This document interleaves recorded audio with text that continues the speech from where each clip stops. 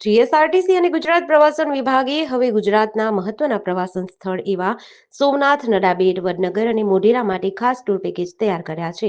એસટીની Volvo બસમાં મુસાફરી કરી લોકો ઐતિહાસિક સ્થળની મુલાકાત લઈ શકશે.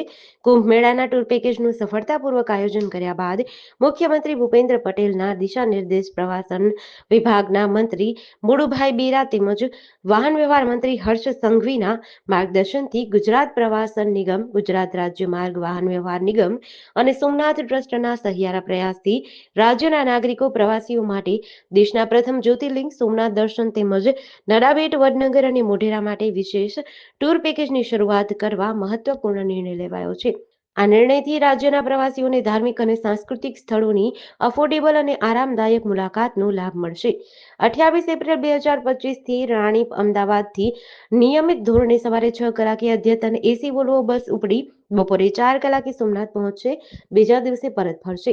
પેકેજની વિગત જોઈએ તો 2 દિવસ 1 રાતનું પેકેજ છે. પ્રતિ વ્યક્તિ ₹4,000 અને ₹7,050 ડબલ શેરિંગ હોટેલ રૂમ સહિત હશે. ત્યારે જીએસઆરટીસીની આ ટૂર પેકેજમાં અદ્યતન એસી વોલ્વો બસમાં પ્રવાસ, હોટેલ રોકાણ, સોમનાથ ખાતે લાઇટ સાઉન્ડ શો તેમજ સોમનાથ ખાતેના દર્શનીય સ્થળો, મ્યુઝિયમ, ત્રિવેણી સંગમ, આરતી, ભાલકા તીર્થ, રામ મંદિર, ગીતા મંદિરની મુલાકાત અને બીજા દિવસે રામ મંદિર ખાતે કોમ્પ્લિમેન્ટરી પ્રસાદની સગવડ આપવામાં આવશે. વધારાની સુવિધાની વાત કરીએ તો સોમનાથ ખાતે અગત્યના સ્થળોની જાણકારી માટેની ગાઈડની વ્યવસ્થા છે. નડાબેટ, વડનગર અને મોઢેરા ટૂર પેકેજની વાત કરીએ તો 26 એપ્રિલ 2025થી દર શનિવારે અને રવિવારે વડનગર, તાનારીરી એક્સપ્રેસ અને મોઢેરા સૂર્ય મંદિર, અમદાવાદથી સવારે 9 કલાકે ઉપડી સવા 11 કલાકે વડનગર અને 5:30 વાગ્યે મોઢેરા પહોંચશે.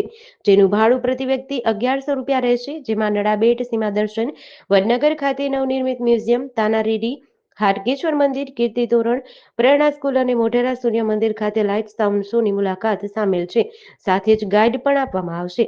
તમામ ટૂર પેકેજમાં ભોજન, લંચ, બ્રેકફાસ્ટ, ચા, પાણી, ડિનર અને અન્ય વ્યક્તિગત ખર્ચ પ્રવાસીઓએ જાતે ભોગવવાનો રહેશે.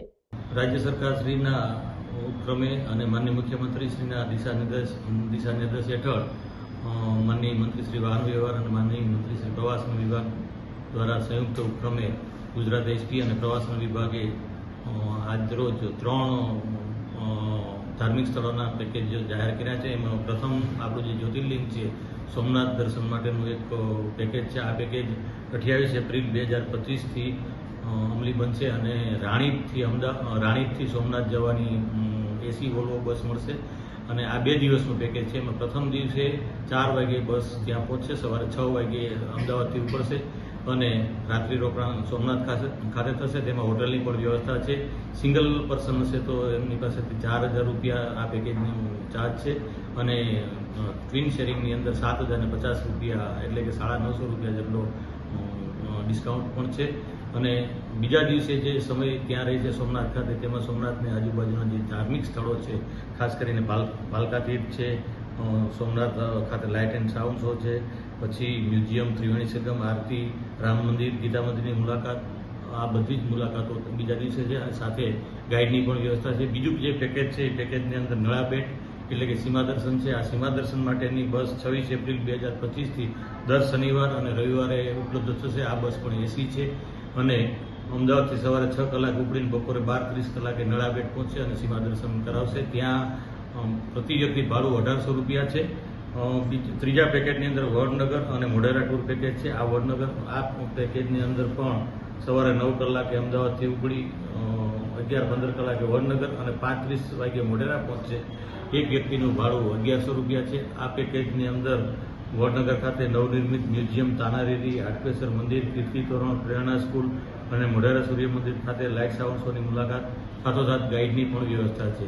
આ પેકેજમાં બુકિંગ માટેની વ્યવસ્થા પણ હમણાં જીએસઆરટીસી દ્વારા પોતાની વેબસાઇટ ઉપર જાહેર